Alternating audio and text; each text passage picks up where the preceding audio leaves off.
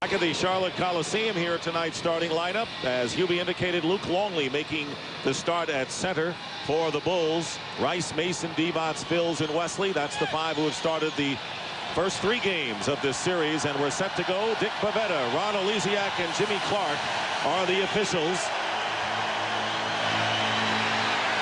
The Chicago Bulls in the last 2 years have lost back-to-back games only twice in the playoffs, and that was both in the finals. Seattle did it and Utah did it. And here is Anthony Mason in the low post, tried to make a tough feed inside, and it's picked off by Longley. With Longley in there at 7'2", 295, he takes up a lot of space. You have to thread a needle there. Mason has got to look for his shot first. Remember, the Bulls started out hitting one of their first 12 shots. It was a very strange start to game number 2 Wednesday night. The main thing to remember in this series is we have poor shooting percentages. Chicago shooting 39%, Charlotte only 38%. Pippen leaves it for Ron Harper, who hits. Ron Harper, who's been bothered by a hamstring injury, and he left the floor the other night. He has had a slow start to this series. In fact, has scored only 2 points in the first 2 games, giving the Bulls the lead. Mason guarded by Rodman. And here is David Wesley going back to Mason with 8 seconds and traveling called against Anthony Mason. Yeah, that was a good call. Very good call. Mason got caught up in the fact that he thought he was going to make the pass to Wesley, who was cutting down the lane on a back cut off of Michael Jordan. So let's see the matchups in this one. Glenn Rice will be guarding Ron Harper. And Divac is guarding Rodman. Mason is on Longley. Longley with the ball going strong to the hoop. And the rebound by Vlade Divac. Divac has been sensational. Charlotte has out-rebounded Chicago in both games by 1 and by 4. Divac with 14 and 19. And Divac has his shot blocked by Scottie Pippen. Pippen is guarded by Bobby Phils. Phils was guarding Michael Jordan in the first game of this series, so we have had numerous defensive matchup changes. It's been a chess match for sure early in the series. Now, we've had excellent defense at both ends of the court. Now, you're going to see this is just a terrific recovery by Scottie Pippen with the block with the left hand. Now, at the other end, with Wesley guarding Michael, Michael is going to get to the post. They'll double team. This will open up better perimeter shooting for Chicago. Phils is looking inside to Divac, guarded by Longley. Divac trying to go baseline, and they'll call Longley for the blocking foul. Longley playing his first 2 games, 14 minutes in game number 1 of this series, and then 25 minutes and doing the job off the bench, but got into early foul trouble in game 2. You must challenge Longley off the dribble. And whether it's Divac, Mason, whoever is in there, because Luke is not going to move his feet. And if you get in 2 dribbles, you're putting him in a high-risk category for a foul. Michael Jordan is guarding David Wesley. Pippen all over Glenn Rice, who has had a ice-cold series shooting-wise to start. Here is Mason backing in against Rodman. And there is Anthony Mason changing hands and misses. Remember, in game number 1, Dennis Rodman was all over and shut down Anthony Mason. But a loose ball foul has been called, and that'll be against Mason. Now, you're going to see that all night. It's going to be a battle between Mason and Rodman. A lot of physical contact. The referees are going to have to make a wise decision of how much they're going to allow happen. Here is Harper picked up by Rice on the runner. And here comes Mason with a rebound. A 3-on-2 situation for the Hornets. And here is Glenn Rice looking to get underway. And he hits the basket. Rice with a 2-point hoop coming in, hitting just 34% of his shots from the field. But Glenn Rice averaged 25 against the Bulls in the regular season here. This is it right there. Jordan goes right around Wesley as if he were not even on the court. Well, you're trying to get away with a major mismatch there. Michael is not going to settle for the jump shot tonight. And here is Glenn Rice missing from the perimeter. Divac fighting for the loose ball. Last touch by the Bulls. Dick, the Bulls, they have got to pay attention to Divac. He's all over the offensive board. Just watch this quick move right here. See, there's no size factor. There's no strength factor. Michael is not going to let the double team get there. He's going to get off a move in a hurry. And here is Wesley trying to drive around, and Wesley misses. Tapped up in the air, and Pippen has it. A 3-on-1 for the Bulls with Harper and Jordan on the wing. Pippen takes it himself, scores, and is fouled. The middleman on the break. If they do not stop your dribble, they fake and they go away. Keep your dribble and take it right to the front of the rim. It's a smart basketball by Scottie Pippen because he is a finisher. So you've got to get up in there and stop the dribbler defensively and force the ball to change direction. Scottie Pippen coming off a 4 for 16 shooting game after 25 points in game number 1. And he misses the free throw. The personal was on Phils. The Bulls off to the early 6-2 lead. Here is Phils in the low post, and they're going to get Ron Harper with the push. Anytime that a guy is struggling, Dick, and in this series, Phils is attempting 8 shots a game. He's only shooting 25%. Now, he's a key double-figure guy for you. Get him in low, hope that he gets off to a good start. And what looked to be a lob pass, not a shot.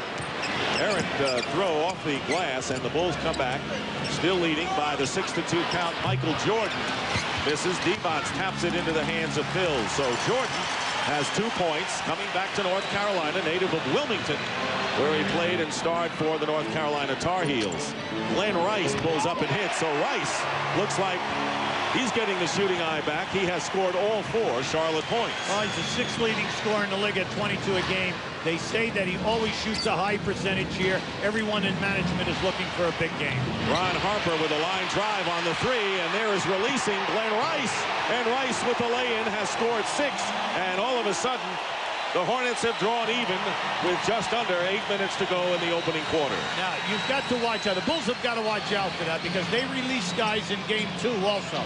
You take a shot from the top of the circle, they're releasing. Jordan Feeding Harper, and a good play by the Bulls. Ron Harper with his 2nd field goal of the game. So the Bulls regain the lead by 2. Mason, if he can, will try to low post against Dennis Rodman. See, Rodman's not going to allow him to get down in there. If you notice, he's doing a little bit of that 2-step dancing, holding on around the hip. Mason gets the open shot, however, on the screen and spot up. And Anthony Mason, the first Hornet other than Glenn Rice to score, evens it at 8. If Mason can get any kind of an offensive game going, Dennis Rodman will have to pay attention.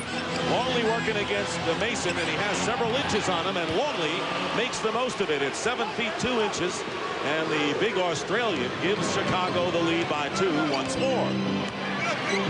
Again, Mason now with a chance to post up against Rodman. They're bumping away, and Mason with a fall away.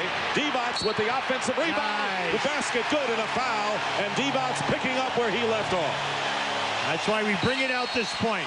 Divac is averaging 4 offensive rebounds a game in games 1 and 2. This is his 2nd one again this evening. So he's off to a good start. He's establishing himself big. And Luke Longley picks up 2 fouls in the early going. We'd like to show you Ron Harper with the basketball right here. Rice, his man, is here. He's going to come at him, and as the shot is off, he is going to take off. Harper looks to follow up the shot. You cannot do that when you're a guard in the backcourt. Keep an eye on it now. See, Harper thinks he's going to help out. No! All you got to do is get the rebound kick. The man is gone, and that's an easy 2. Glenn Rice off to the better start. He had only 2 points in the first half of game 2 on 1 for 8 shooting, but he did get 10, Hubie, in the 3rd quarter to keep the Hornets in the game. For whatever reason, Dick, he just does not shoot a good percentage in Chicago. And during the course of the year, he only averaged 10 in 2 games. In the playoff game 1, sure, he scored 25, but he was 9 for 25. So you know that in this building, he loves it. He shoots a great 3-point percentage, and that's what they're looking for. Vlade Divac's unable to complete the 3-point play. Longley stays in the game with 2 personal fouls. And a foul away from the ball against the Hornets. And Wesley with his first. Yeah, that was down on the baseline side. The Bulls were setting up what we know as a cutter from the corner. Once the ball went into the post, the baseline guy cuts, and Wesley was holding him up under the rim. It's amazing how Dave Cowens devised the defensive strategy in game 2 on the bus coming to the United Center the other night, and then he had to sell his team on it as Ron Harper hits the shot. It was an unorthodox way, to say the least, to put something new in, but it worked, and they won the game. You see right there, Michael Jordan's going to get double teamed. Ron Harper will be open all night long. Glenn Rice and Pippen got a piece of that one, and Longley with the outlet to Ron Harper. Harper picked up by Bobby Phills, and here's Jordan. Jordan guarded again by Wesley, a smaller man. Knocked away, ran into Scottie Pippen. Good and speed. Wesley with the lay-in, and they're going to call goaltending against Ron Harper and credit the basket to David Wesley. But Michael Jordan ran into Scottie Pippen from behind, thus the loose ball and the fast break. Well, Wesley definitely puts on the afterburners. You're going to see it right here. You have the strip right there by Phil's. Now here they come. Watch Wesley step out here right now. Now right there, the shot is up, and it just started to dip. We're tied at 12, and here's Jordan coming around, meets Divac. Pippen is open for 3. Scottie Pippen hits.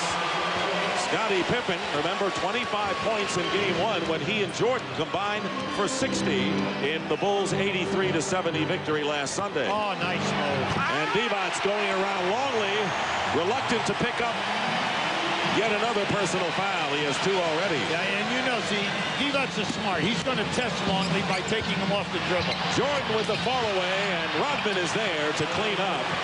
And we have a tight and far better played game here in game 3 than we did the other night. Rice from Wesley on the lob, and this crowd going wild.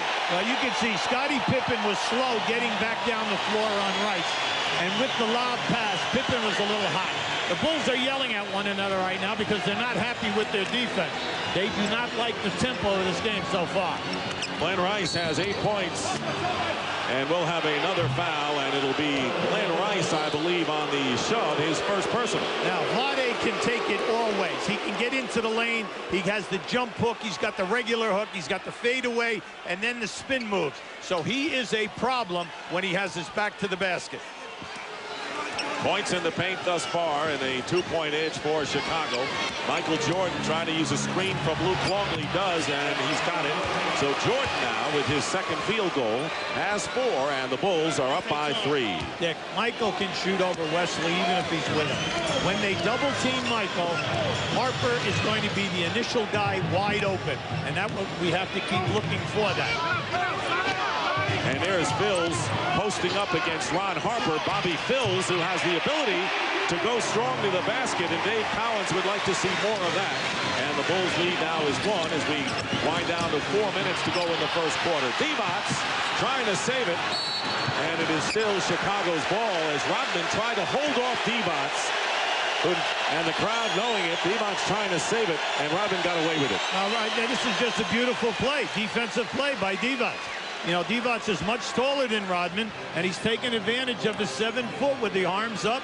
You know, and now this is just a terrific move by Divac. Divac is all over the place in this series. Pippen working inside against the smaller Bobby Phills, and a 3-second violation is the call against the Bulls. A very snappy start here in the first quarter of game number 3. Phil Jackson's Bulls and the Charlotte Hornets even 1 game apiece, with games 3 and 4 here at the Charlotte Coliseum. Game 4 will be Sunday. 3:40 remaining in the first quarter. And here is Wesley missing from the perimeter, and Rodman can't save it. So it'll still be Charlotte ball, and a chance for the Hornets to take the lead again. See, if you're being picky, you're going to say, why did Dennis do that? Longley had the ball. They were the only 2 guys in the lane. Well, as Dennis is chasing the flight of the ball, he doesn't realize that that's Longley in that position. He was just trying to tap it and go get it himself.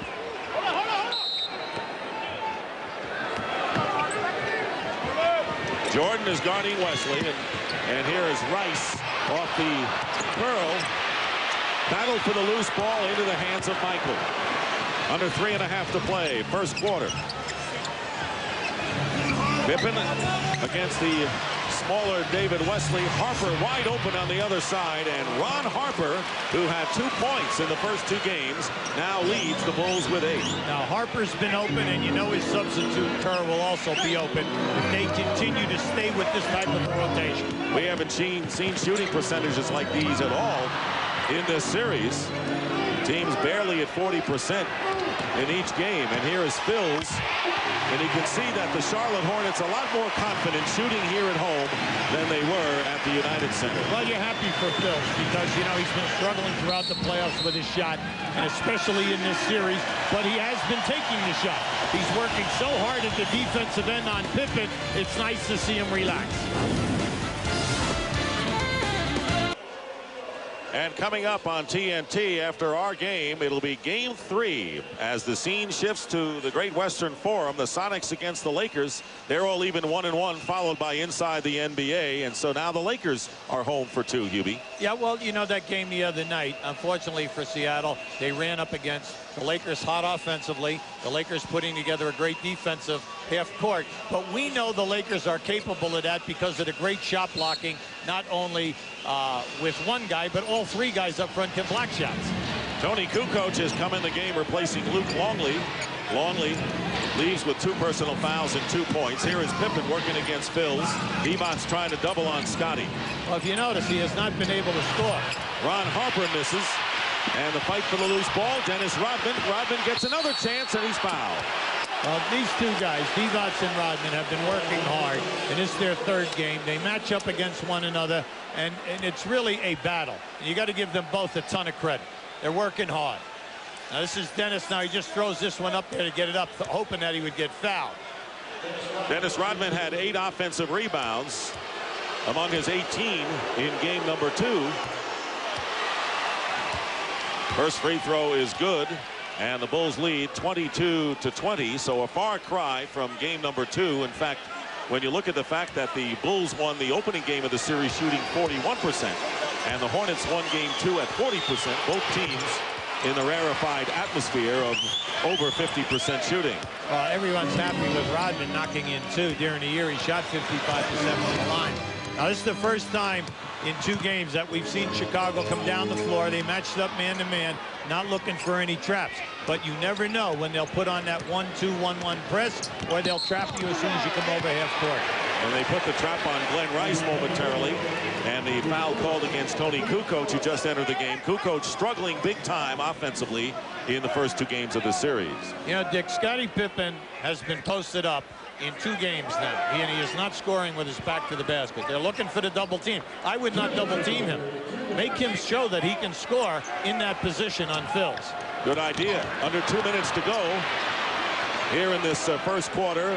10 on the shot clock for the Hornets, who trail by 3, and Rice very nearly lost the ball. Plenty of time. Rice gets it inside against Rodman, and Dennis Rodman, a big presence, gets it out to Scottie Pippen.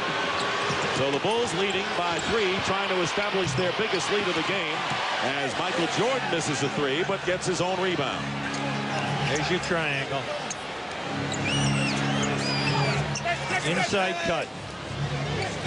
And you can see that the Bulls not happy with what they're executing on offense. They appear out of sync. Michael Jordan couldn't bail him out with the jumper, and there is Devon passing court to Phils, who lays it in as Devon's got it over the outstretched hands of Michael Jordan, and that's the 2nd time tonight the Hornets have gotten the easy basket that way, and they trail by 1. That was a rope. He threw a rope and right on the money. And he did the same thing in Chicago. Here is Tony Kukoc, well short with the air ball.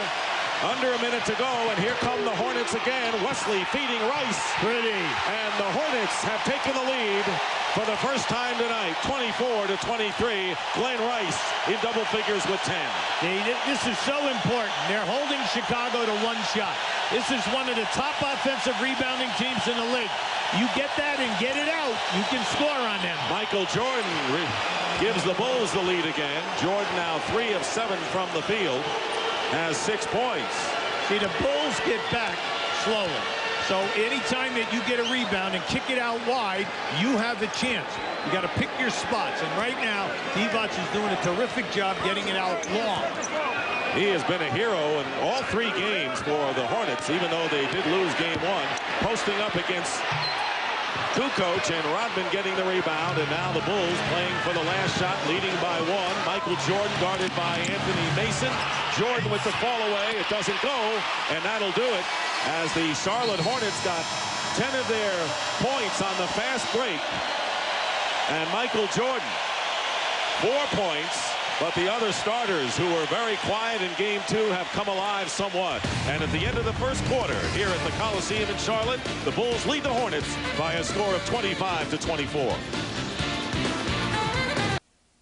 Bulls lead the Hornets by 1 as we start the second quarter, but the Hornets have certainly raised the shooting ante each quarter last game,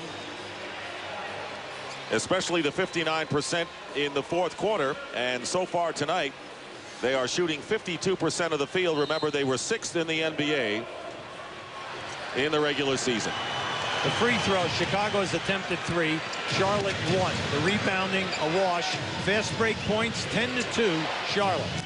Bill Wennington is coming in the game, along with Steve Kerr and Scott Burrell. So 3 new faces into the Chicago Bulls lineup as Scottie Pippen hits from the corner. And the Bulls lead 27-24. B.J. Armstrong, who had such a heroic game in the second half, particularly the fourth quarter, is in the game for the Hornets, and throwing the ball away was Bobby Phills.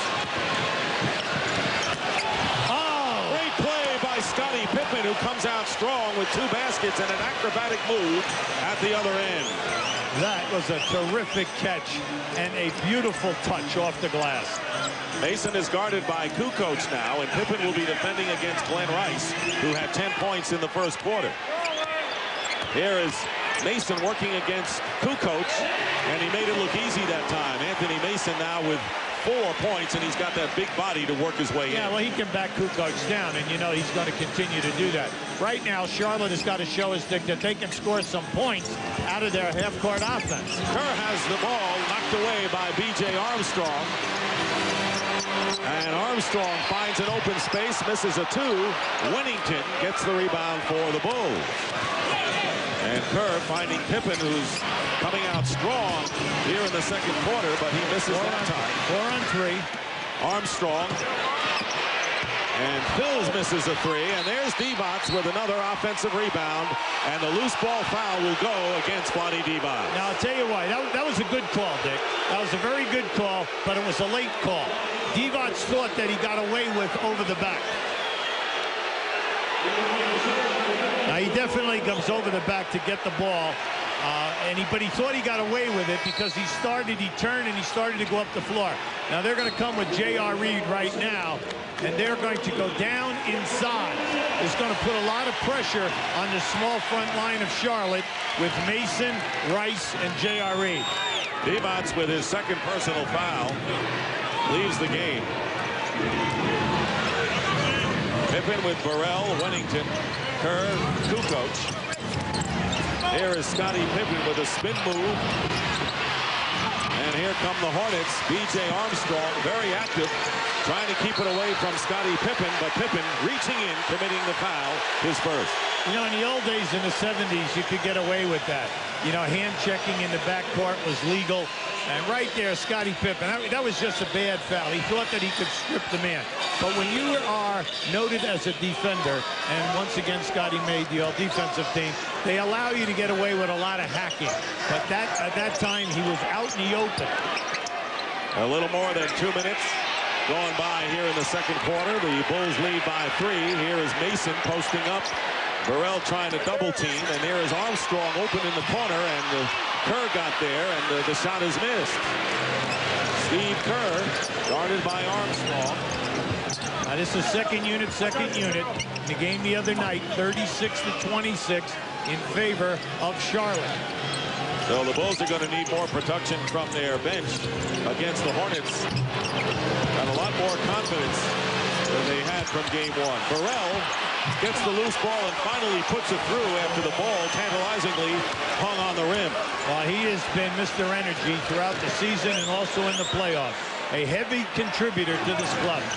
And a foot block by Burrell, and there'll be a new clock as the Bulls have matched their biggest lead of 5 points. Now keep an eye on this long pass by Kerr to the left of your screen. Watch the catch. Scottie Pippen's back is to the backboard, and then the ability and the athleticism to softly put it off the backboard.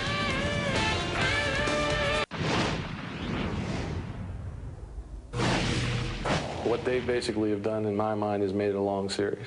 And now it's going to be going to be nitty-gritty. It's going to be great basketball. It's going to be two teams finding out who's better than the other team. George Karl's Sonics lost Game 2 at home by 24. Game 3 in the series tied at a game apiece. Coming up later tonight here on TNT, the Sonics and the Lakers. Let's go back to Charlotte. Need a telestrator fix. All right, here's Pippen with the ball. The ball is going to go into the post. When the guy does that, the baseline guy cuts. Pippen usually goes this way. But because his defender takes away the path, he runs a split cut. Now just watch. You see, right, they're laying off him, so he smartly read the defense and went opposite. And the Charlotte Hornets turned the ball over as a pass went right through the hands of B.J. Armstrong.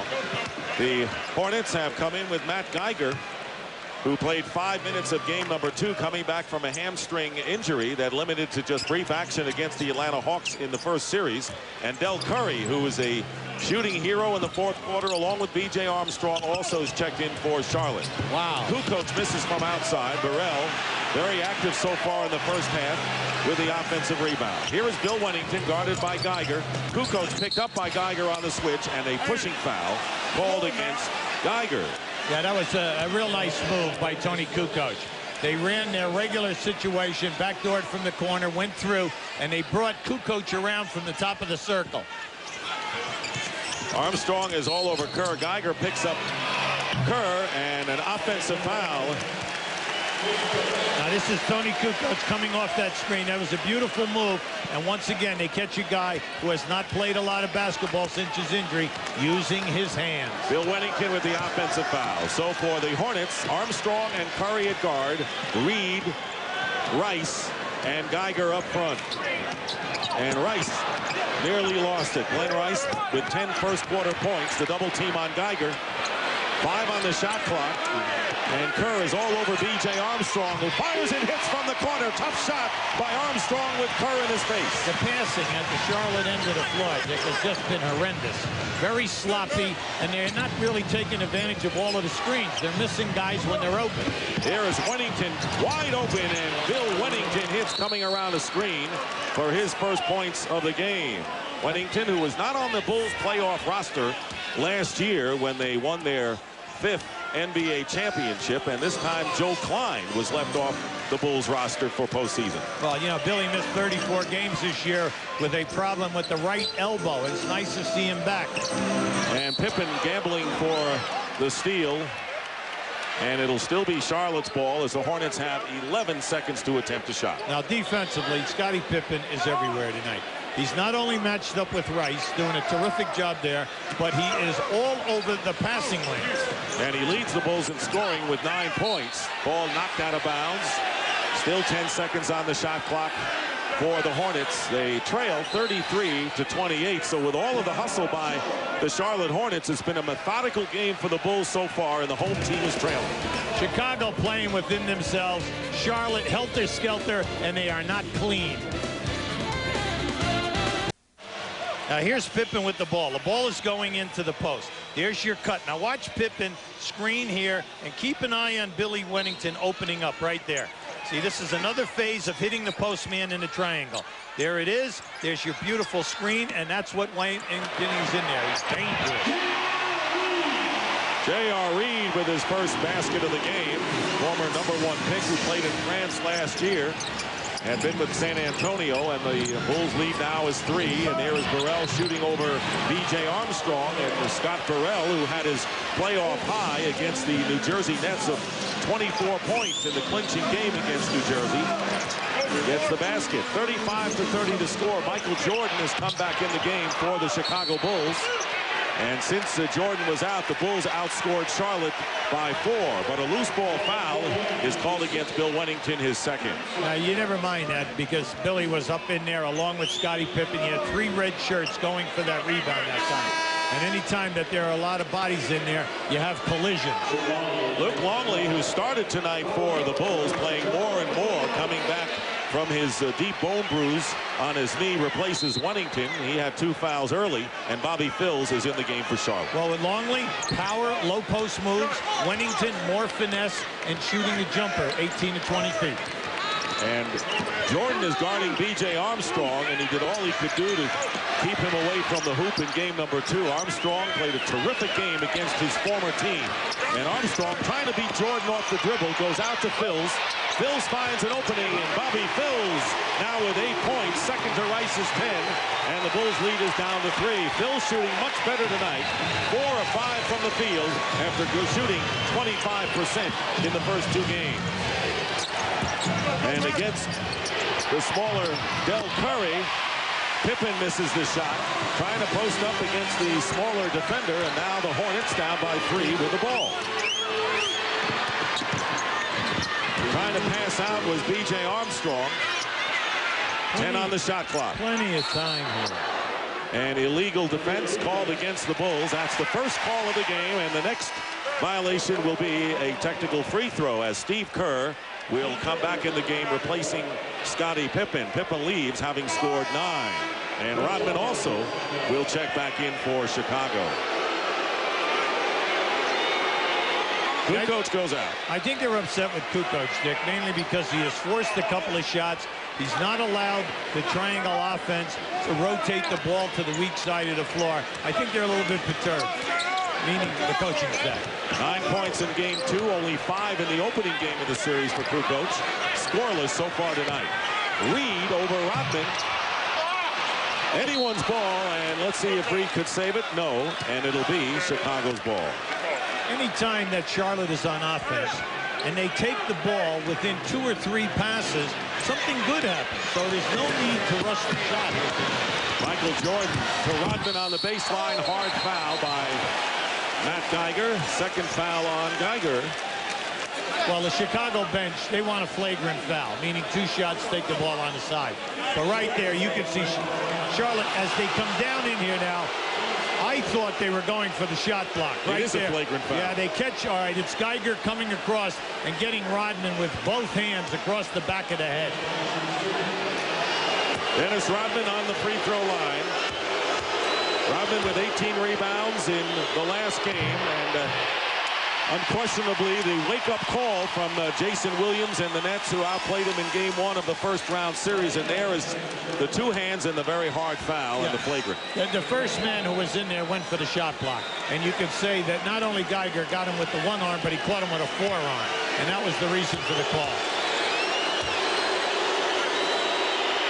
1 out of 2 for Rodman. The Bulls now lead 36-32. Vlade Divac has replaced Geiger in the Charlotte lineup. Dave Cowens in his second year with the Hornets. Back-to-back 50-plus wins for the first time in the franchise history. Longley in the low post against Divac with the hook shot. And it goes. Longley now with 4. Now that was so soft with beautiful backspin. That ball looked like it was going to bounce out and go away. Curry missing the 3, and Jordan the rebound as the Bulls with their biggest lead now of 6 points. 5 minutes, 20 seconds to go here in the first half. Jordan going inside to Longley. No basket, and a blocking foul is called against Charlotte. J.R. Reed upset with that call. And it'll be 2 shots coming at the line. First of all, a great pass by Michael Jordan into Longley. And Longley, look at this roll. See, he's looking. Now, right there, Dick Pivetta was on that call, and they're saying that the defender was inside of the dotted line, the new box line in there. If you're inside of that and you take it to charge, it is automatic foul, 2 shots.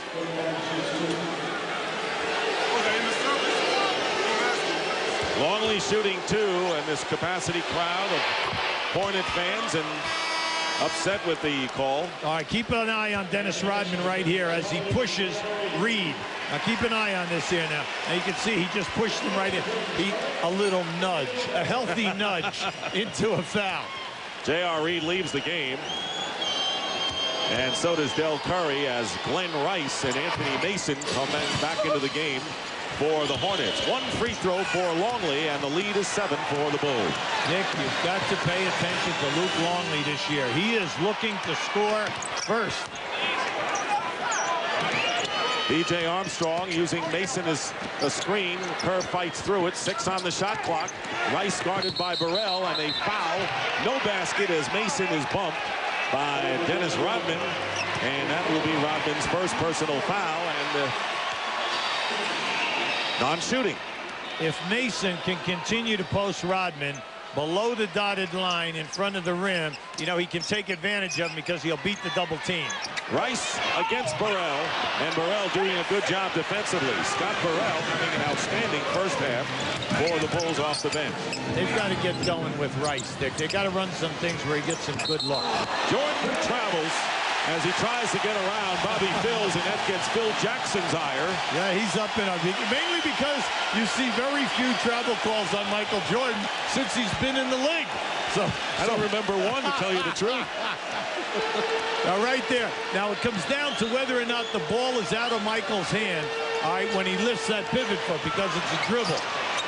Lead is 7, and Scott Burrell intercepting that careless pass by Armstrong. And Jordan has it picked off by Phills, and the Hornets get it back. Here's Rice. In and out. Divac trying to save it, but cannot. And the tempo furious here compared to the first 2 games of this series, as Burrell misses a dunk and a 2-on-1 break. Now 3-on-1. Anthony Mason lays it in, and the Bulls lead is 5 with under 4 minutes remaining in the first half. I don't know, we're in this building, the people are going crazy. It looks like Charlotte should be ahead by 10 points, and you keep looking up there, and the Bulls are up 5. And Michael Jordan is fouled. The Hornets had led only once, that at 24-23, and late in the first quarter. Now, once they come out of this miss, and you're going to see the ball get right into the middle of the floor, and what you have is a 4-on-1 on Kerr. What you tried to do is reward the big people, and that time that was an excellent choice. Bobby Phills with his second personal foul. David Wesley has replaced B.J. Armstrong at point guard, the former Boston Celtic. And Michael Jordan on the line. Jordan with 7 points so far. Well, coming up tomorrow on NBC, showtime at 12:30, followed by Game 3 between the Indiana Pacers and the New York Knicks. Then it's Game 3 of the Jazz and Spurs. Very tough to win back-to-back games in the NBA playoffs, and with the Knicks down 2-0, they really have their work cut out for them. Indiana has been in control in the first 2 games of the series. Well, you can see that the half-court offense of the Knicks is definitely out of whack, and you know Patrick is going to have to shoot a much higher percentage. Steve Kerr on the steal, and the Hornets turning it over more tonight than they did in game number 2. That was their big problem in the opening game of this series. Kerr cannot connect, and finally the Hornets, down by 7, have the ball, nearly 3 minutes to go in the half. Dick, in game 1, Charlotte turned it over 19 times. In game 2, only 10. And there is Glenn Rice inside. Rice now with 12 points after getting 10 in the first quarter. Well, Dick, when he first came in this league, at Michigan, he was a terrific post-up player. So you know that he's got the post-up game along with the three-point game. But you must get him active. Steve Kerr with a 3 from the corner. Coming into the game, Steve Kerr was 3 of 6 from beyond the arc, and he hits a big one there. Well, they're getting a nice job, a nice contribution from Harper and Kerr tonight. And Burrell as well. And there is Anthony Mason against Rodman. Mason off the mark. And Dennis Rodman has his 6th rebound of the game. It is 44-36. The Bulls lead by 8. It's their biggest margin. So very quietly on the enemy court, the Bulls slowly pull away here in the first half. Jordan against Bobby Phills. And the rebound by Mason. Michael Jordan, 3 of 9 shooting in this first half, but his team leads by 8. Rice. Glenn Rice now with 14 points. He is the only player in double figures for either side. Dick, anytime Rice is at the top of the circle, it puts a lot of pressure on Scottie Pippen, because Scottie cannot leave him in double team. If he does, he gets caught down inside. They get it right back to the top of the circle, and Rice can either shoot the 3 or he can fake the shot and get inside. That's a nice play right here for Kerr. Timeout Bulls with 1:48 remaining in the second quarter. Well, don't forget, coming up next on TNT, Game 3 between the Seattle Sonics and the LA Lakers. The series tied at 1 apiece, followed by Inside the NBA. And Sunday at 9 Eastern, Game 4 of the Utah Jazz San Antonio Spurs series, and that is a terrific series thus far. Call coming up on TNT. Well, thus far, the Chicago Bulls have maintained the lead. Steve Kerr, who hit a 3 moments ago, has hit his second beyond the arc, and the Bulls lead by a score of 47 to 38, a 9-point lead, their biggest. You know, Dick, during the year, he's 5th in the league again in 3-point shooting. He's a 44% guy. You've got to get up and play him. Very seldom will you ever see him take the ball to the basket. And they've got Longley trying to defend the low post moves of Anthony Mason along with Dennis Rodman, and Longley picks up his 3rd personal foul. There are the mind games going on, as you see, with Rodman and Vlade Divac. Yeah, well, Rodman, once this, I don't know where he gets it. Yeah, there it is right there. He catches him right in the left eye. Divac get the elbow up. You can see Rodman holding the eye. But, you know, when Rodman lays on you, that's going to happen. Because any guy, a big guy, is going to try to shed you with his elbow. Anthony Mason from the baseline as Tony Kukoc replaced Longley, who goes out with 3. Mason has 8 points. He and Bills are second to Glenn Rice's 14. Bulls lead by 7. And Michael Jordan going baseline with a great move inside. And Jordan now leading the Bulls with 10 points. Michael is not waiting tonight. As soon as he makes that catch, he's moving. And a whistle, Michael Jordan talking to Dick Bavetta, and a foul is called, and it will be against Steve Kerr. Jordan with 10 points tonight, and that means that in 1,000 consecutive games, including the playoffs, Michael Jordan has scored in double figures. That's a nice round number, 1,000. Well, it's nice because once again it just complements the fact that he's in 3rd place now, all-time in scoring, behind Kareem and Wilt. He's over 28,000 points. And a technical foul has been called. Michael Jordan. Well, 2 things we haven't seen in a long time: a traveling violation against Michael Jordan and a technical foul against Jordan, particularly back in his home state of North Carolina. Well, you know, they had a poll in USA Today. By 350 of 500 applications sent out, general managers, coaches, and players, Michael Jordan was picked naturally riding as the MVP of the league. And Dick Bavetta in a landslide as the #1 official. And we have #1 going against #1 here tonight. And no ballot stuffing in either case, I'm sure. I'm happy for Dick. Bobby Bills hits the free throws. Yes, he has been and he's got a great demeanor and temperament on top of being an outstanding official. Well, it's nice to be appreciated by the players, the coaches, and management. And also any guy who has ever played in the New Jersey Shore League loves Dick because he would give up his summers and drive all the way down from Brooklyn at least 3 or 4 nights to referee. I figured New Jersey would figure in there somewhere, Hubie. Well, we're trying to cover the league. Will you stop it?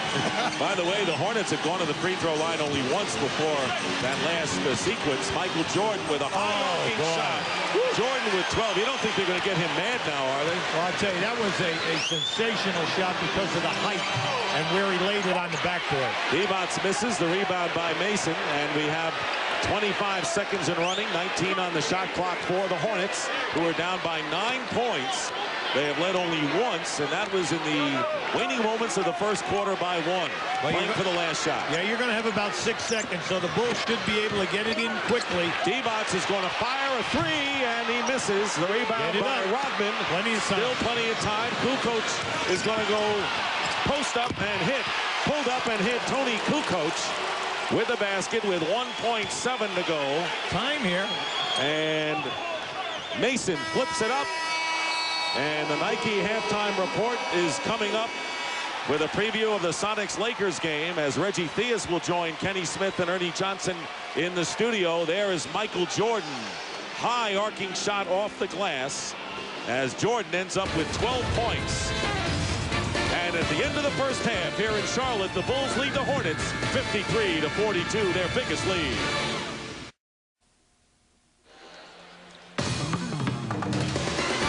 And welcome back to the Charlotte Coliseum.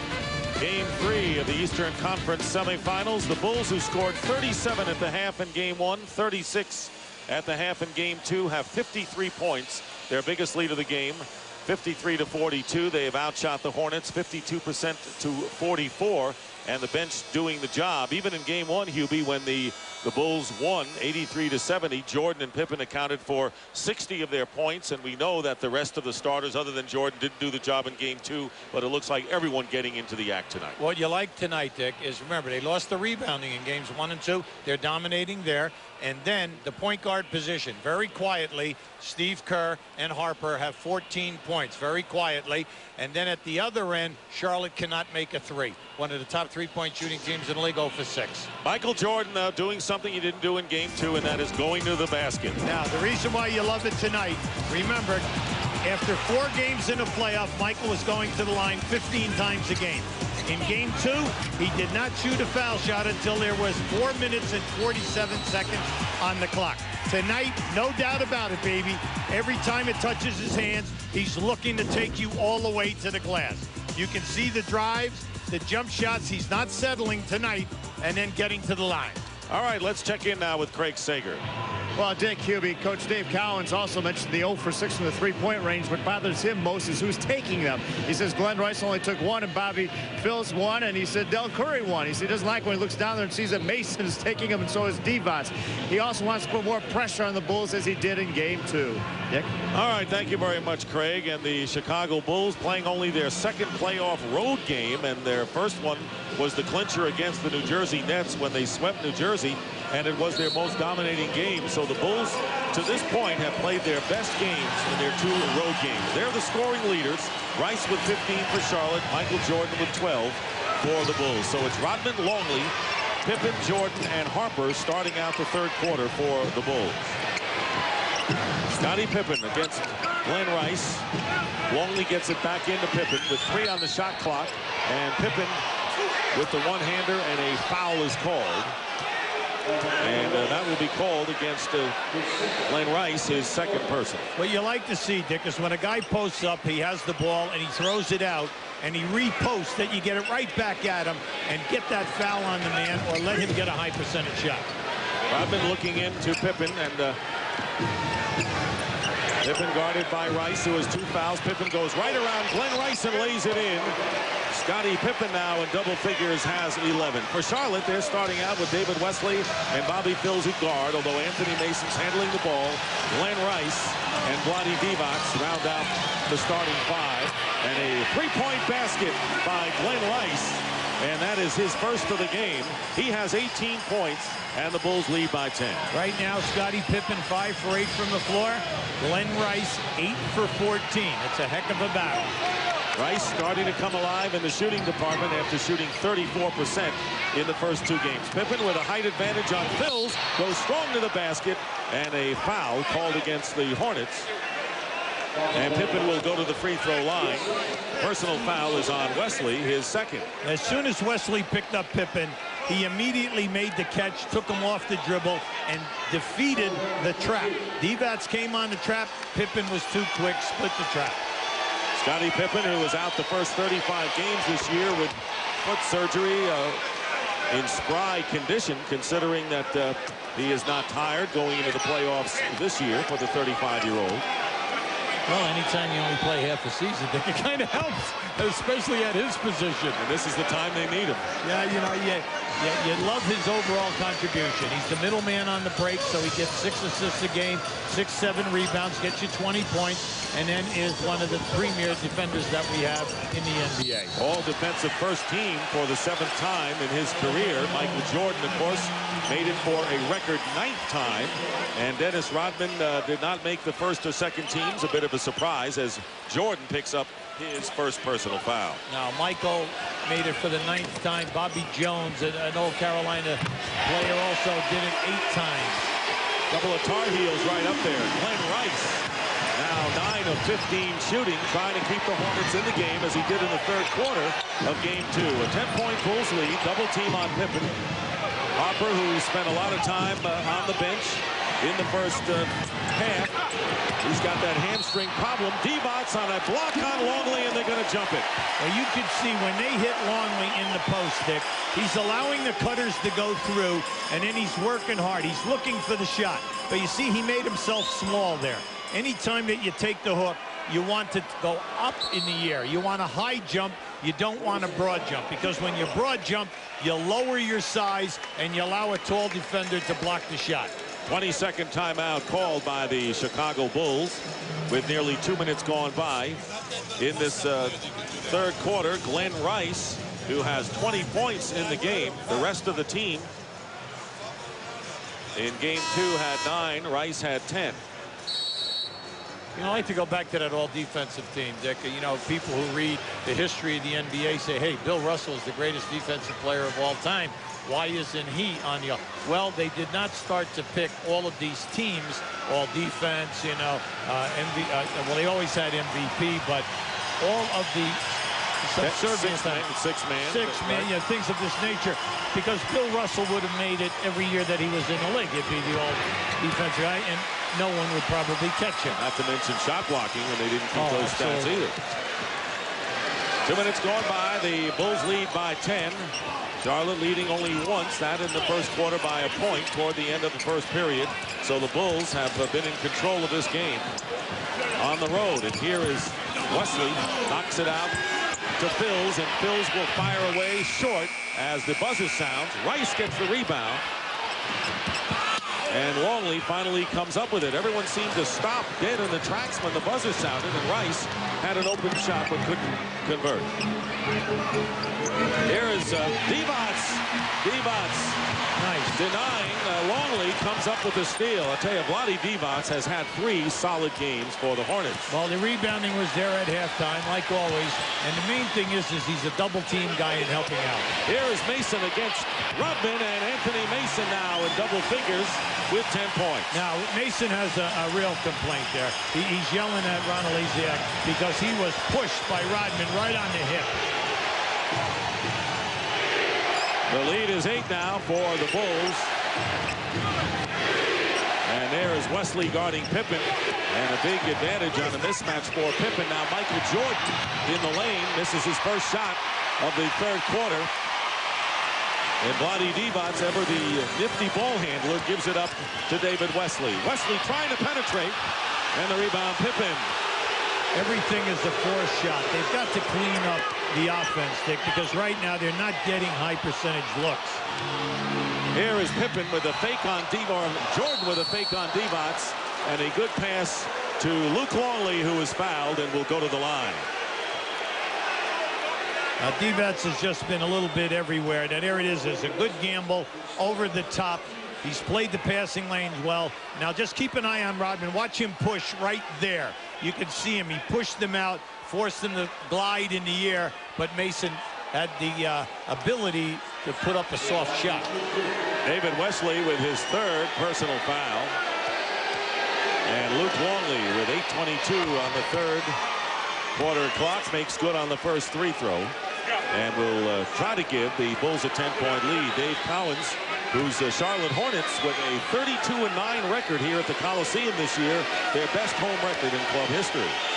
Now they've been a very consistent team. When you consider, Dick, that Divac and Phils both missed over 20 games, and also your best sub off the bench, Del Curry, also missed over 20 games.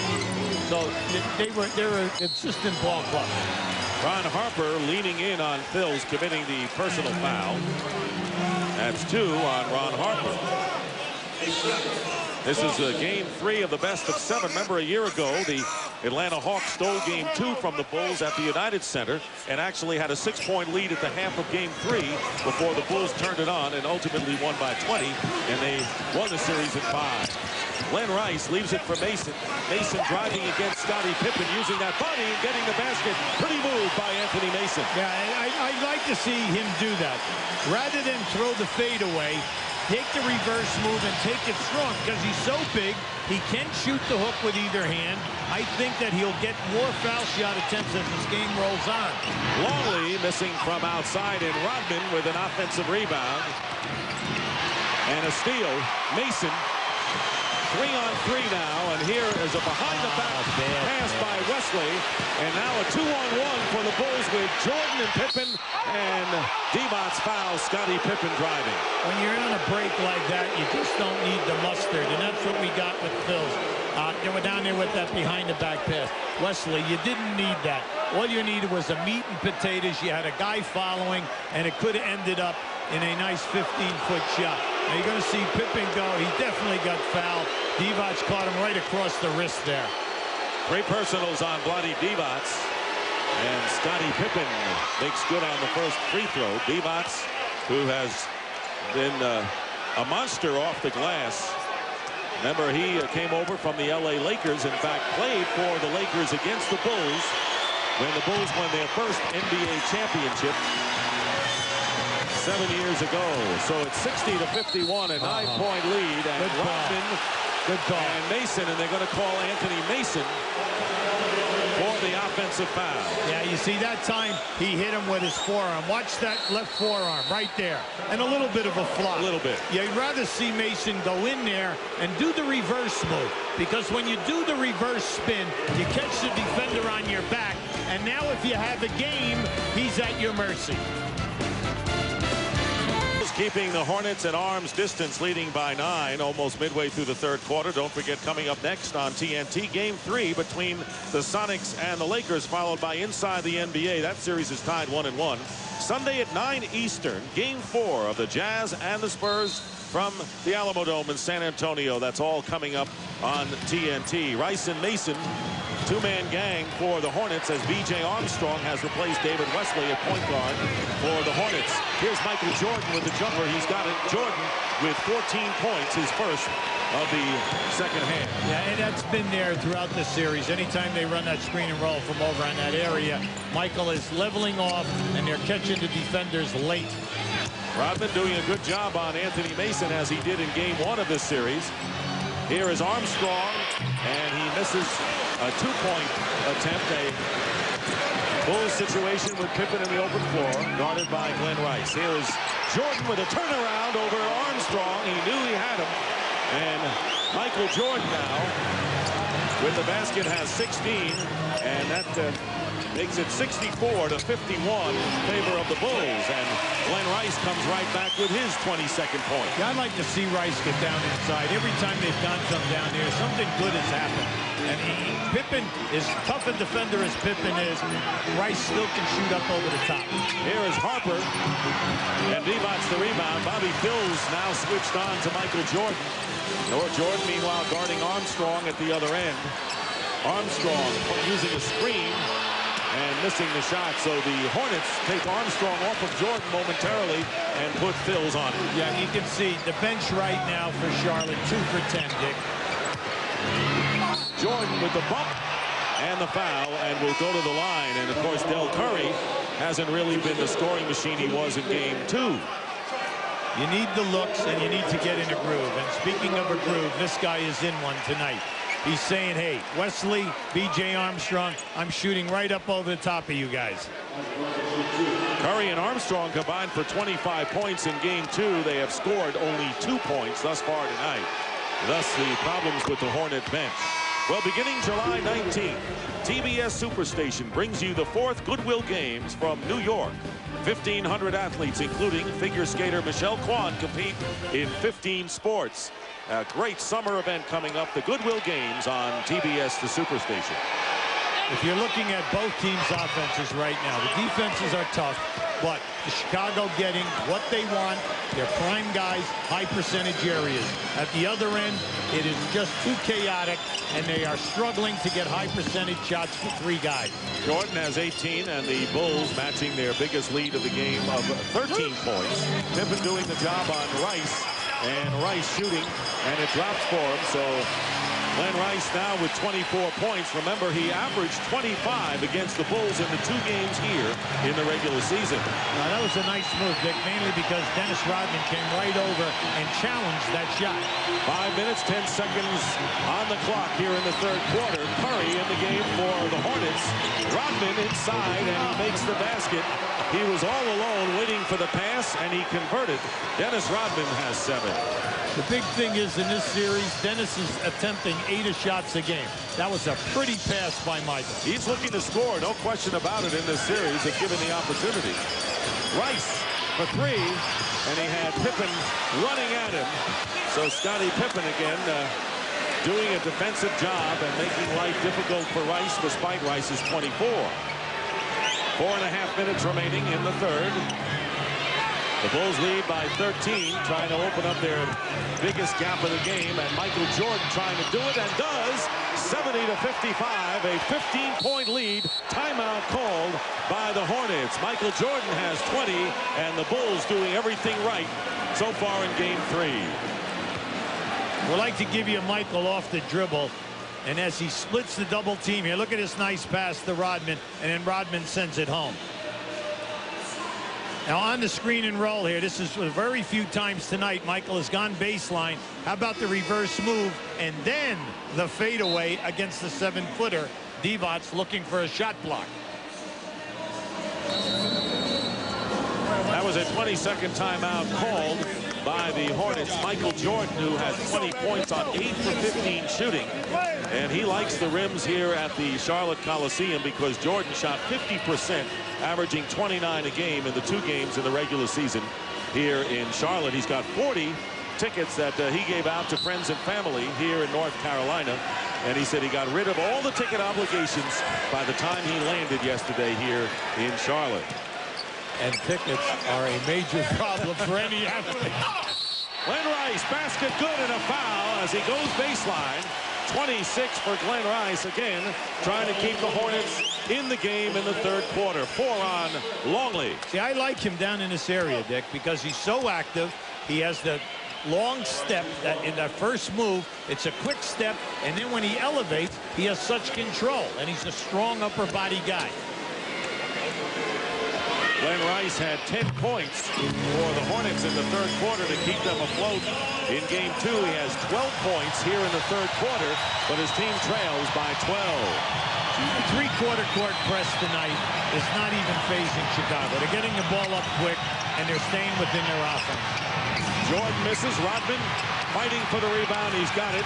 11 boards for Dennis Rodman. And again, doing a number off the offensive glass tonight. He has 3. Appeared to have more, but he only has 3 officially. 10 on the shot clock. Jordan driving to the basket. Foul. No basket. Foul. Jordan will shoot 2. At the top of the show, we brought out the point in game 2. Michael stayed perimeter, and the main reason was Mason was on him, but he was having a good night shooting from the perimeter. And then he finally started going to the rim with 4 minutes and 57 seconds left. Tonight, there is no doubt where he is going. Bold defensive matchups by Dave Cowens in game 2. We have not seen Anthony Mason defending against Jordan yet tonight. The foul was on Vlade Divac, and that was his 4th foul. So J.R. Reed will come into the game, replacing Divac. And there are Michael Jordan's very impressive playoff numbers, averaging over 33, 6 rebounds, 3 assists. Divac's out with 4. Reed in for him. Well, Divac's problem tonight is that he continues to get fouls, picking up everyone else's man as they are dribbling by the defenders. 22 points for Michael Jordan. Glenn Rice leading the Hornets with 27. So the big guns doing it tonight for the respective teams, but the Bulls getting a lot of help for Jordan. Not so for the Hornets after Rice. 5 on the shot clock. And Pippen really making life tough for Rice. And 1 second on the clock. Illegal defense, and this will be a technical free throw coming up. It is the second illegal defense call against the Bulls. Now that's a crime, mainly because the Chicago Bulls played that offensive set as well as you can play it. They were all over all of the screens on both sides of the lane, and then Pippen does a pretty. He could have been called for a foul right there on that initial move where he hit the ball. But right there, that was a bailout. But they did have an illegal defense to the right of the lane. Glenn Rice shooting the technical free throw. 28 points for Rice, and the Hornets will inbound, trailing 72-59. The Chicago Bulls led by 1 at the end of the first quarter and 11 at halftime. Charlotte needs a little bit of a spurt here, Dick. And it's got to come not only offensively, but the defense has got to stop Chicago. Oh, wow. Plenty of time on the clock. Pippen blanketing Glenn Rice. couple of pumps, and Rice. And now come the Bulls. The Bulls doing a terrific job in limiting Charlotte to one shot. Bulls were impressive in their only other road game in this playoff, that against the New Jersey Nets in their clinching game in the 3-0 sweep. And this has been their best game since then. Jordan following Rodman, and a 3-second violation is called as Rodman was in the lane too long. Timeout with 2:33 remaining in the third quarter, and the Bulls right now with a comfortable lead. Well, the idea is to get one. You know, we can get this one, then we can certainly focus on getting into the next one. So, I mean, we know that they took the home court advantage by beating us in Chicago, and we want to come back here and return the favor and put things back in our favor. Very rarely do the Bulls lose back-to-back games in the playoffs the last 2 years. Only twice. That in the NBA Finals to Seattle 2 years ago in Utah last year when those two teams won back-to-back games. Other than that, the Bulls stay out of that trouble. Dick, during the course of the year, they were 25-16 on the road. We know last year everyone played them close. It was 3-0, 4-1, and 4-1 in the East, and then 4-2 in the finals. And all everyone keeps talking about is how close all the games were. All right. So that's what you have to remember about them. Because they defend, take care of the boards, and then you got 23 on your side. So just look at the final numbers and you see how impressive they've been. Rice missing from outside. Mason keeps it alive. B.J. Armstrong in there with Rice, Mason, Del Curry. He's got to take him strong. Take him strong. He falls away and hits the basket. Not your style, I know, Hubie. No, but he bumped him. See, he knocked Kukoc right back, Dick. Well, Rice and Mason are shooting 56% tonight. The rest of the team, 33. Kukoc misses. Kukoc again with the follow-up as Michael Jordan upset with Tony Kukoc for missing that first shot. Yeah, he's trying to wake him up. Dave Cowan's very disappointed. You know, mainly because no one picked up Kukoc. And then for them to get 3 shots at your basket and not one white shirt even be contested, that's it.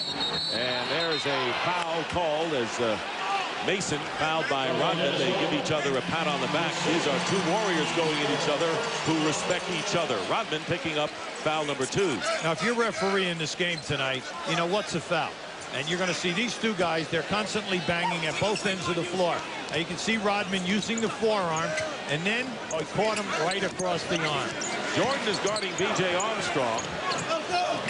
Pippen is on Rice. Great defensive effort by the Bulls overall tonight. Kerr is on Curry, who is yet to get on track as he misses. Del Curry, who is the hero in the fourth quarter, so far tonight is 0 for 2. He hasn't even taken enough shots to help his team. Well, Dick, you know, you got to get guys like that open, and unfortunately for Curry tonight, Kerr just got popped right in the jaw. Steve Kerr, who was battling injuries this year, he missed 32 games with a broken collarbone, and then he also had a bruised bone in his left knee. He may be one of the smallest Bulls, but he's pretty tough. Just keep an eye on this play now. Now watch it right there. Right here. There it is. You can see he got rocked right back because as Curry was fighting through, he caught him with his left forearm.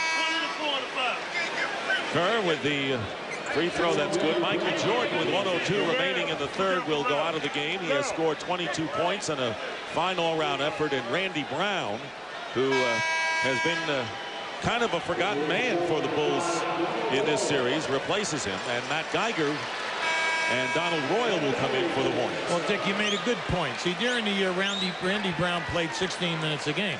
But at playoff time, the Bulls have 3 guys averaging 42 minutes a game. Jordan, Pippen, and Rodman. So naturally, their time is extended. The guys on the bench get less time, and you reduce your rotations. No longer 10 guys. Basically, the Bulls play 8 guys. Steve Kerr, who has hit 2 from beyond the arc, makes good on the free throws, and the Bulls are 17 of 21 from the line. Charlotte has gone to the free throw line only 6 times. Now there's the trap. They got one trap. Now they're looking for another here. And it's tipped by Brown out of bounds, and Charlotte will have 16 on the shot clock. Now that's a good group to be pressing and trapping with, because you have Rodman in the back anchoring, and then Scottie Pippen as your freelance midfielder. Lead is 15 for the Bulls as Geiger, who's come in the game, now he's posting up against Dennis Rodman. Matt Geiger, and he misses the rebound by Dennis Rodman. 14 rebounds for Dennis Rodman, who had 18 in the last game and 14 in game 1. And it's still Charlotte's ball with 29.7 on the game clock and a new 24 on the shot clock. In this quarter, you see an exasperated coach right there, Dave Cowens. He just feels he can't get a call. He's exasperated mainly because his half-court offense has struggled all night long.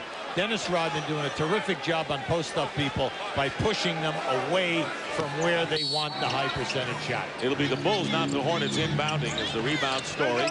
Bill Wennington has come in the final seconds, and Steve Kerr calling for the timeout as he was going out of bounds with 27.4.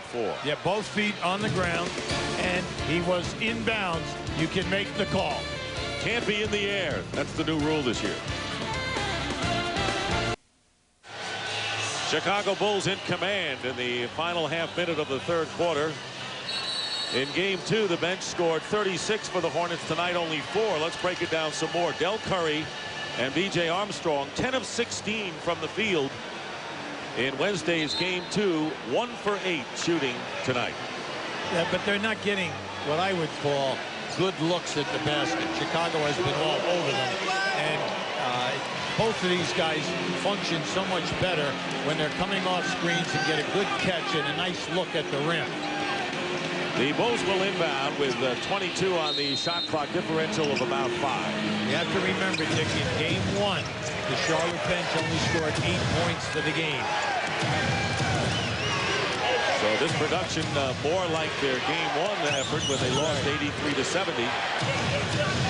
8 on the shot clock. Tony Kukoc has 5 reserves in there now for the Bulls. Here's Kerr, leaves it for Wennington. That's his shot. Oh, yeah. Bill Wennington, very effective on that 15 to 18 footer. What is in here? And the Bulls with their biggest lead, B.J. Armstrong. And it's tipped up and in by Matt Geiger at the buzzer. And the Hornets get the final basket, but Michael Jordan, who has 22, and 6 for 6 from the line, and the Chicago Bulls well on their way to taking the lead again in this best-of-7 series. After 3, the Bulls lead it 78-63.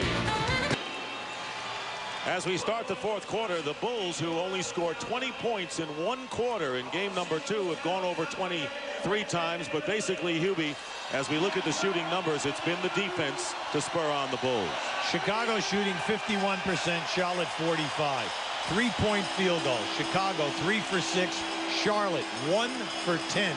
But how about this stat? Charlotte only attempted 6 foul shots in 3 quarters.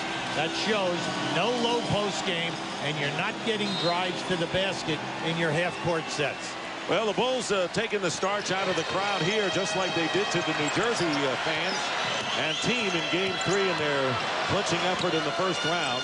Del Curry with J.R. Reed, B.J. Armstrong, Donald Royal, and Matt Geiger out there for the Hornets. So Glenn Rice on the bench. He has 28 points, the game-high scorer right now, but getting more of a rest. Michael Jordan is in the lineup for the Bulls. And Kerr gambling, going after the loose ball, and we'll have a jump ball. Great hustle by Steve Kerr. Now just watch this trap. See, they're forcing the man to go baseline. Kerr, excellent anticipation. Good hustle all around tonight by the guys in red. They have just done a very solid job. They're not playing a spectacular game. They're just playing a Chicago Bull solid game. And for the 5 championship years previously, that has been enough as Scott Burrell fouls Donald Royal. Burrell, Jordan, Kukoc, Kerr in the lineup along with Dennis Rodman. Now remember, in the first half, the bench, 14 points, 6 for 11. Scotty Burrell with 4 and Kerr with 6. Major, and this unit is on the floor right now. And Burrell, a big spark at both ends in the first half, and again with a good defensive job that time. And Michael Jordan brings it down. Scott Burrell playing in his first playoff, and of course he was once a #1 draft pick by the Charlotte Hornets, the 20th pick. Played 4 years for the Hornets and now with the Bulls. And Jordan is pushed by J.R. Reed. And for Reed, his second. The reason why I'm laughing is J.R. Reed said, I got hooked. But, you know, when it's 23, you can get hooked. Okay? Just remember, Hubie, they've called Michael Jordan for a traveling violation and a technical foul. I see he's talking that he caught my arm. Yeah. So he caught his arm. So we've seen some things we don't normally see regarding number 23. Kukoc with a Rodman screen. Tony Kukoc still having his problems. Only 4 tonight. Has really come up empty thus far in this series. Now he's 2 for 6 in this game and definitely struggling there. Reed working against Kukoc with 10 on the shot clock. Early here in the fourth, and no basket if it goes. The foul by Kukoc before the shot. If they're going to make a run, they need this unit out right now, meaning Charlotte. This unit has got to give them some high energy, like they did in Game 2. Donald Royal came in, and he was a big plus. In fact, Dave Cowan said, I don't think we would have won without his efforts in the first half. Corey Beck, who has not played, also came in. So Dave Cowan's looking for energy from somewhere to get it going. Steal by Jordan, and he's tripped by J.R. Reed. That was beautiful. Michael Jordan's man went to the basket, and Michael let him go and came right back and gambled on this pass. See, Michael is going. Watch him go out of your picture. Now, here's the pass. Here he comes. Excellent anticipation. Before Michael went to baseball, his first 9 years, he would always be 1, 2, or 3 in the league in steals. And as we mentioned again, all defensive first team for a record 9th year. And Donald Royal fouling Jordan from behind. And 2 shots coming up for Michael Jordan. So you pointed out the other night, Michael Jordan started to simmer a little bit too late in Game 2. He did not waste any time tonight. He has 22 points and perfect from the line at 6 for 6.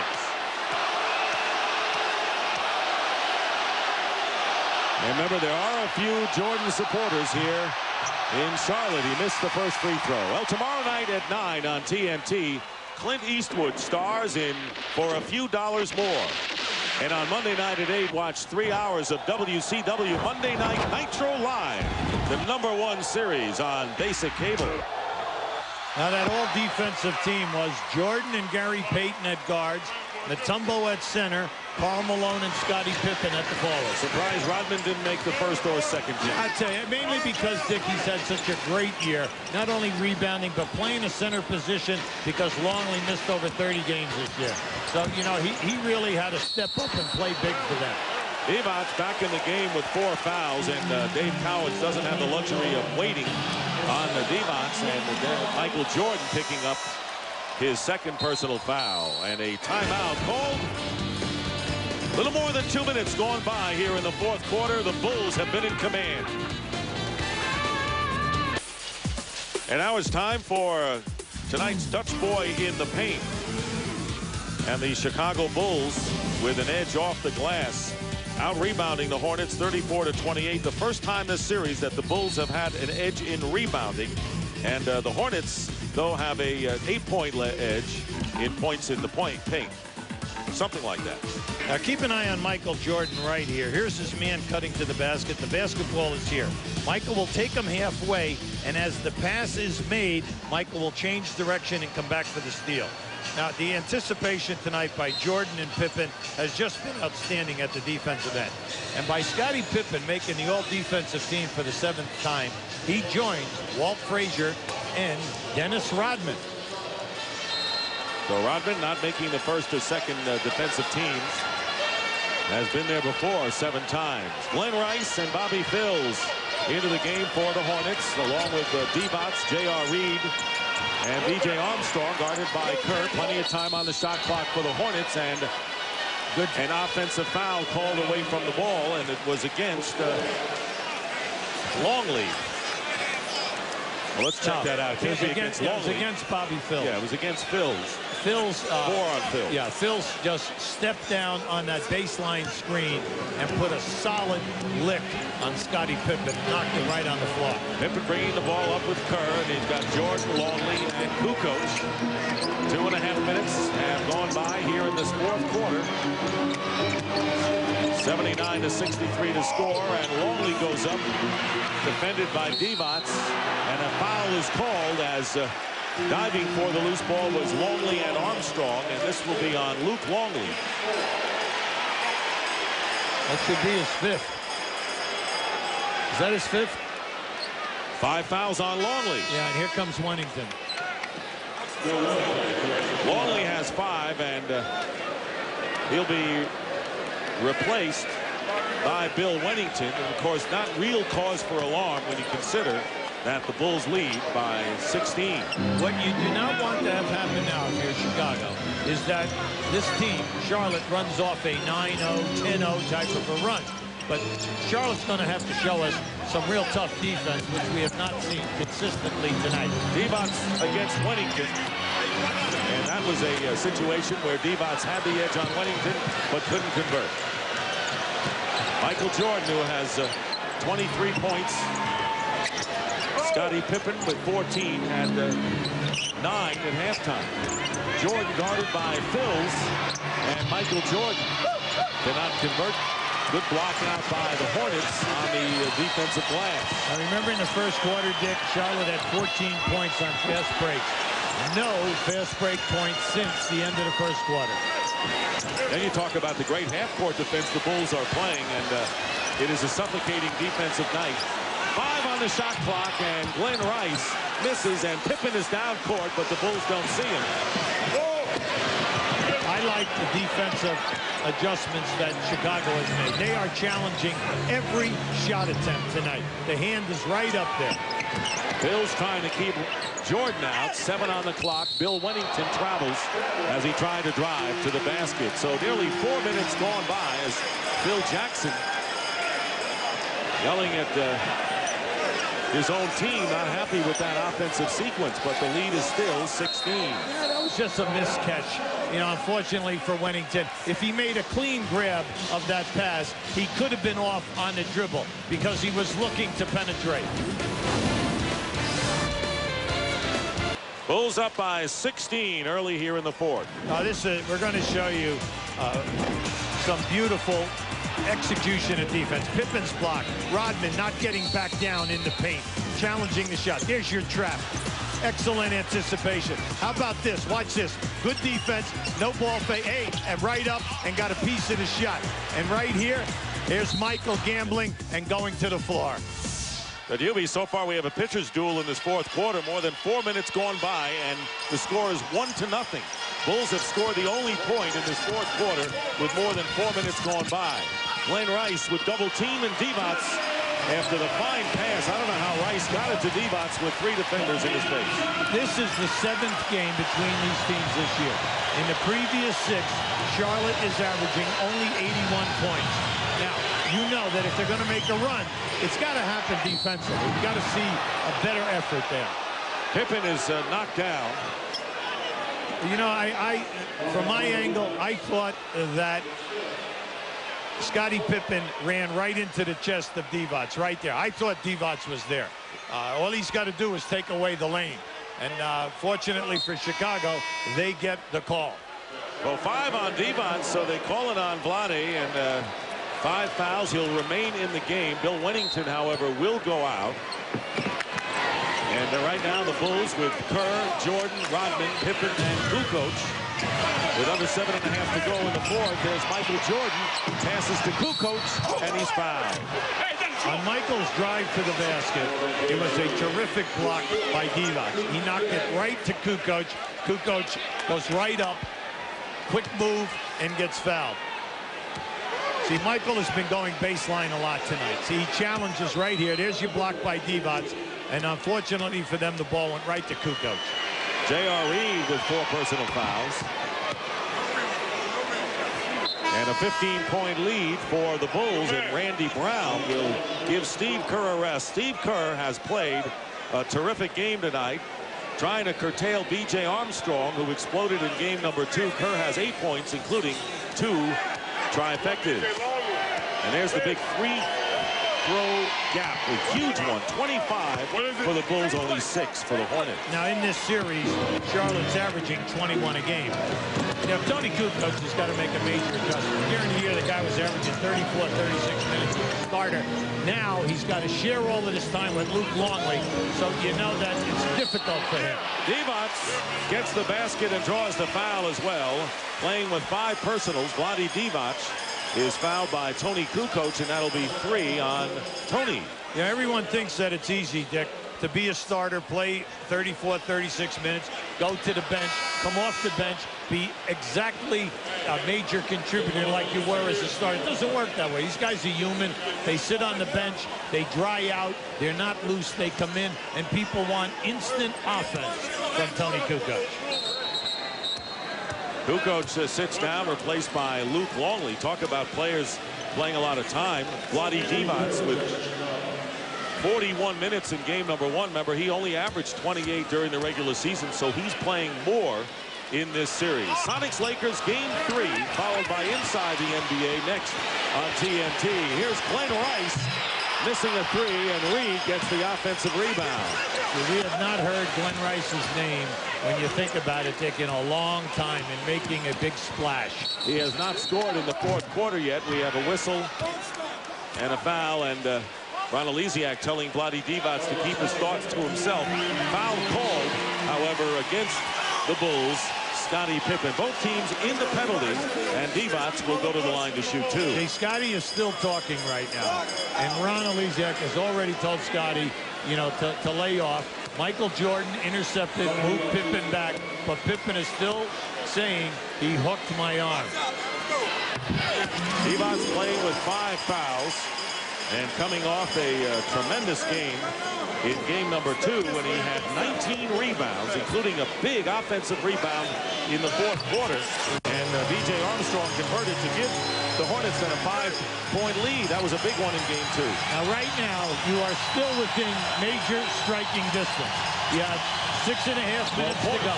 That's right. You got it. Now, the Bulls have got to be smart. Longley, and no one picked Luke Longley up as if it were the layup drill when they come out at the start of the game. The big fella said, just like I used to do in Australia, handling the middle of the break. 7 points. Those were the days. Yeah. Reed with a tough shot over Rodman, out of bounds, and it's last touch by the Hornets. Now, Charlotte gambled on that last possession. They got 4 guys caught at the other end of the floor, and the big fella just said, I'm going all the way. And how about Longley now handling the ball at midcourt? He's feeling very energetic after missing 22 of the last 24 games of the regular season. 83-69, nearly halfway through this 4th quarter. Michael Jordan against Bills. Longley, and it's tapped away by Divac with 3 on the shot clock for the Bulls. If Dennis caught that, or it had hit his chest, it would have went right through his body. We would have had a hole where 91 is.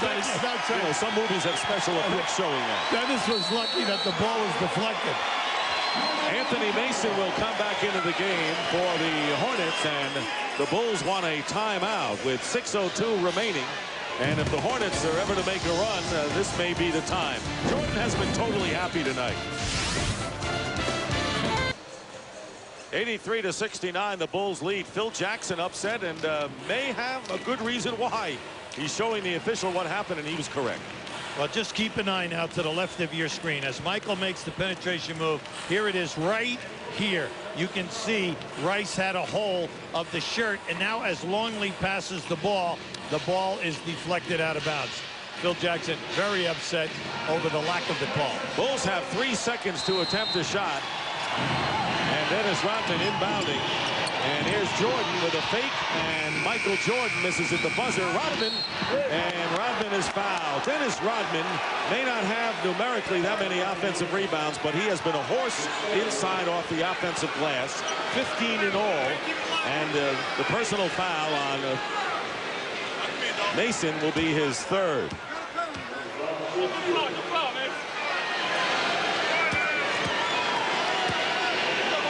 Dennis Rodman, 8 points in this game, but rebounding in the playoffs. The top rebounder in the league has continued the great efforts in the postseason. And remember, game one outplayed by Jason Williams, and it proved to be the wake-up call that Dennis Rodman needed, as his other rebounding numbers and other totals indicate. Well, you know, Dick, he wins the rebounding championship again this year, and he had over 20 rebounds 16 times. Amazing.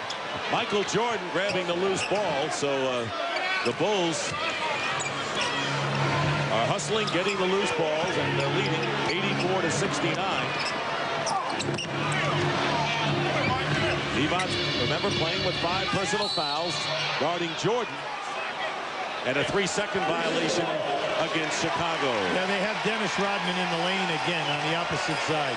You know, a lot of people say, hey, well, what's the big deal about Rodman? You know, back in the old days, Wilt and Bill Russell used to get over 20 numerous times. But you still have to remember, Dennis Rodman is only 6'7" and 215 pounds. That's what is so amazing about what he does. David Wesley checking back in at point guard, and Glenn Rice loses the ball but a foul. Rice, by the way, has not scored a basket in 9 minutes. So a long drought for the Hornets. He had 28 points. So there you see Rice and Mason. 42 points in the game, scoreless in the fourth, and the rest of the team has struggled throughout. That last foul was on Michael Jordan, his third, and Rice 2 at the line. We've been talking about the Chicago defense all night. And you have to look at this and say, Scottie Pippen has just done a terrific job on Rice. We want Rice to get better looks. We want Rice to score more points. And everyone in this building want Rice to have a good night. Well, Scottie Pippen is sacrificing, and he is working hard to not allow him to get the good catch. And credit to Rice that he is 12 for 25 despite the defense by Scottie Pippen. So he's done a good job, but not as of late. 84-70 to score. The Bulls lead down to 14 with 5:14 to go. Plenty of time if Charlotte makes a concerted run. Wesley and Mills defending Kerr and Jordan. Rice is on the Pippen. Well, they're doing a good job running time. Mason on the switch. Longley with the hook shot. Well done. Good ball movement by Chicago. See, they're very experienced, as we know. That's why they're a championship team. They know how to run clock. Longley with 11. Remember, he had 15 off the bench and a 3-point basket. They now rule. And it's now 86-73. And Wesley with the 3-point shot. See, their major plus for them is that Rodman or Pippen can bring a ball up. Pippen found Jordan and went back door, and it took a little while before the Bulls got him the ball, but Pippen finally did. Oh, that was just a great backdoor move by Michael. And Michael Jordan now with 25 points. 86-72, or 88-72 to score. 16-point lead by the Bulls as we get close to the 4-minute mark here in the fourth quarter. Bulls tonight have just been beautiful with the ball. Very few turnovers since the first quarter. And their defense has been exemplary, as good as it's been throughout the entire playoff series. Jordan is fouled, and he'll go to the line to shoot 2, and that's 5 on Phils. Now keep an eye on Longley right here with the beautiful hook. And you know, the guy is looking to score, and he's up. Now watch Michael Jordan backdoor his man. Phils went for the overplay. Michael just went right back door on him. And when you lose body contact on a great score, it's usually death. But you got to get the pass.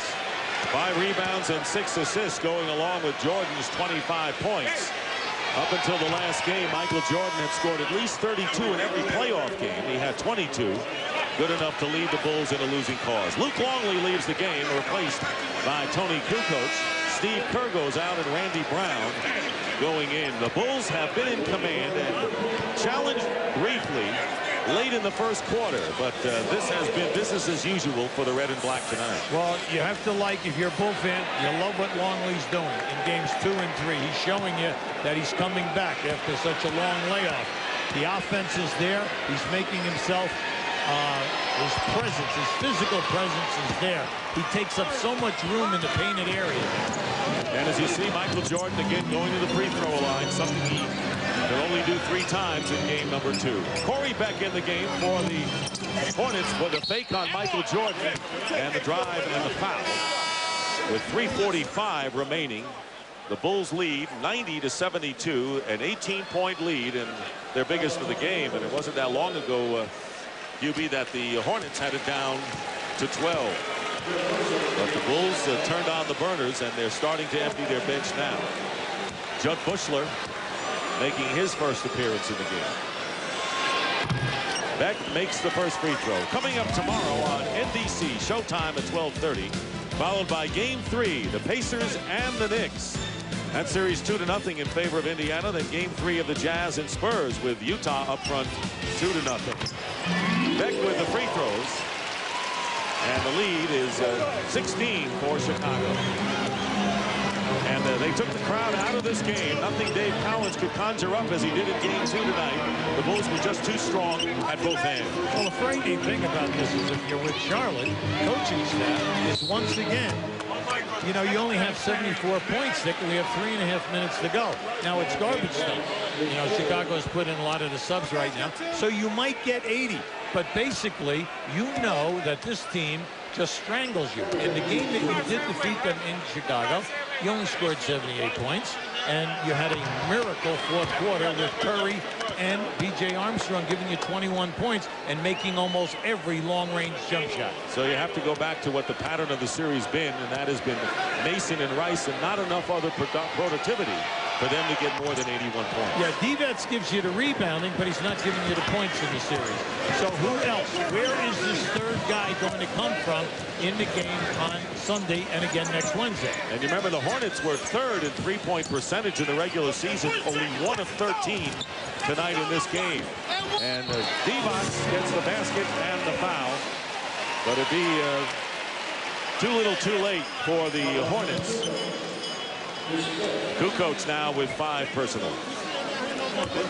Now this is just a nice move by Divets, but you know he's got to be more involved. But with that first unit, with Mason posting up so much, he's not that involved down on the box. Divets double-double effort again tonight. He had double figures in points and rebounds in Game 1. He has 13 points, 12 rebounds. As we get near 3 minutes remaining in the game, 92-77, the Bulls lead. So as they've had so many times in their history, coming up with a big road win. Judd Bushler getting the ball back for the Bulls. The Bulls have so many role players who are outstanding. Judd Bushler had a terrific year for the Bulls. Randy Brown had a great year out with the second unit. And then you have Steve Kerr, you have Winnington, you know, Kukoc. You have so many guys who fit the need of the team. I think you hit the nail when you said role players. That's what they operate on. Here's Mason. Mason beats Glenn Rice. Glenn Rice now with 31 points. Look out. And Pippen at the other end gets it right back. Where are your guards? Where are your guards? When you have a 2-on-1 and a layup, the rest of the people stop at half court and get back. 15-point lead for the Bulls. And they've come here, and the Charlotte Hornets with the big crowd. How many times have we seen that before as Mason gets in? And the Bulls have been there before, and you pointed out they swept round 1 last year, 5 games in round 2, 5 games in the conference finals before they won the NBA championship, beating Utah in 6. And against the Atlanta Hawks, same position, came back and won Game 3 on the road and won in 5. After getting that scare, losing the second game at home. Foul underneath with 1:45 remaining.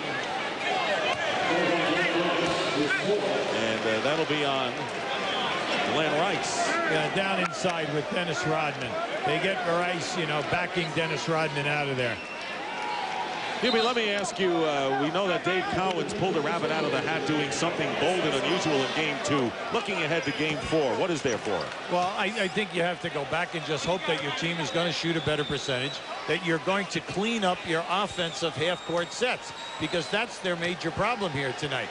Sure, they've scored in transition, but no second shot points tonight, and you're not getting high percentage looks out of your half-court offense.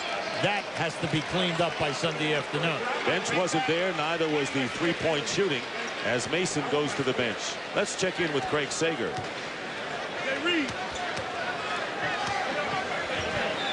Dave Cowens and Anthony Mason have been going at it the entire fourth quarter. Dave Collins just took him out of the game and said, shut up. If you want to play for me, you sit down and be quiet. So we may have some more repercussions after this game later. Well, nothing unusual about that, Craig, because after game number 1, as Matt Geiger misses the layup, Anthony Mason said that Dave Collins has to know his players a little better because he wants the game to come to me and I want to be aggressive. So this has been the story all year, really, for these two. Well, Dave Collins summed it up perfectly. He said, you know, to the press, he said, Anthony Mason is a grumpy old man. And he said all he does is complain. And a lot of guys who look at that and say, you know, he's not happy unless he's complaining. But he's also upset because they just got embarrassed here this evening. And that's what's bothering Anthony Mason more than anything else. And he has not come in with big numbers tonight.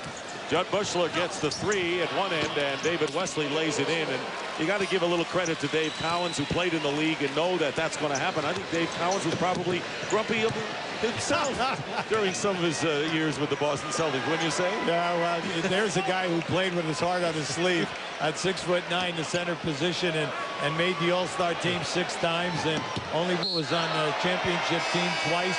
MVP in the finals in '74. I would say that David has been in a few big games there in his career. So. And he has a different style of coaching, a modern style where he'll ask the players, do you think this will work? And we'll get the sanction from them.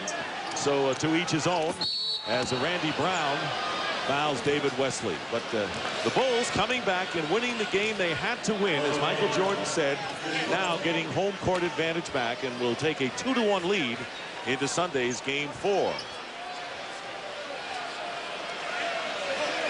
See, anytime that you coach in this league and you get to the playoffs, you can talk all about what you average during the season. And Charlotte averaged 96 points. It's what you average at playoff time when you get past that first round, because now once you get into the second round, you're meeting one of the 2 best teams in your conference, and invariably they are very sound defensively. Now, can your offensive sets work against this type of tenacity at the defensive end? Plus, they're not going to give you second shot attempts to get easy scores, and that's what we're seeing in this series. No question about it. Divac fouls out of the game, and Vlade Divac tonight with 13 points and 14 rebounds. The yeoman work again, this time in a losing cause for the Hornets. We looked at Glenn Rice on the bench. 31 points for Glenn Rice, but it was a hard 31 looking at Scottie Pippen's defensive blanket on him. And Michael Jordan, 27 points tonight, as Scott Burrell makes the first free throw. But Michael Jordan had a lot of help, something he didn't have in Game 2, and the rest of the starting unit shot a measly 25%. But Pippen had 18, Longley had 11, and Rodman had 10, including 17 rebounds. Travis Williams fouled hard. Well, they're still fouling hard in this one by Judd Bushler. Well, Judd went for the shot block. He did make a nice block. Unfortunately, there was a lot of contact. Travis Williams, rookie from South Carolina State, undrafted, seeing his first action in this series. Donald Royal, Matt Geiger, David Wesley, and Corey Beck in the lineup for the Hornets. 101-85, the Chicago Bulls will make it 2-1 over the Charlotte Hornets in the best of 7 with Game 4 here at the Coliseum on Sunday. Game 5 scheduled for next Wednesday. We'll have that one from the United Center. Dickie Simpkins hits the field goal. Final seconds of the game. So the Hornets, who beat Atlanta in 4. And the three-point basket. And the final score, 103-89. Time runs out, and the Chicago Bulls did what they had to do. They went on the road, and they got outstanding defensive play. And they were in sync offensively as well, and win going away over the Hornets 103-89, and now lead 2-1 in the best of 7. Let's go out now to Craig Sager. Well, Michael, this was the first must-win game, I guess, so far in the playoffs. How'd you feel your team played offensively and defensively? I think we played pretty well. I think this team is going to come in with a lot of enthusiasm and motivation with the home crowd. But, I mean, we came in with a better focus tonight, and I think we played pretty much our game. You know, it got kind of ugly down the stretch, but you know, for the most part, we did what we had to do. The comment by Jerry Reinsdorf that he plans to keep the team intact if you win a championship, was that bad timing or was that good timing and it relaxed you guys? Well, we can't really worry about that right now. I think our focus is to win the 6th championship, and you know, whatever happens after that happens. I mean, he has a prerogative to say whatever he chooses to say, and you know, when the season's over with, I'm pretty sure we all sit down and evaluate the situation. All right, thanks. So let's go back to Dick and Hubie. All right, thank you very much, Craig, and we'll be back with a final word from the Charlotte Coliseum in just a moment. So for Hubie Brown and Craig Sager, I'm Dick Stockton saying so long from the Charlotte Coliseum. The final score once again, the Bulls 103, the Hornets 89. Coming up next, it's the Sonics and the Lakers, Game 3, followed by Inside the NBA, where Craig Sager is on top of all the stories. So stay tuned to TNT for all the latest from Charlotte. So long, everybody.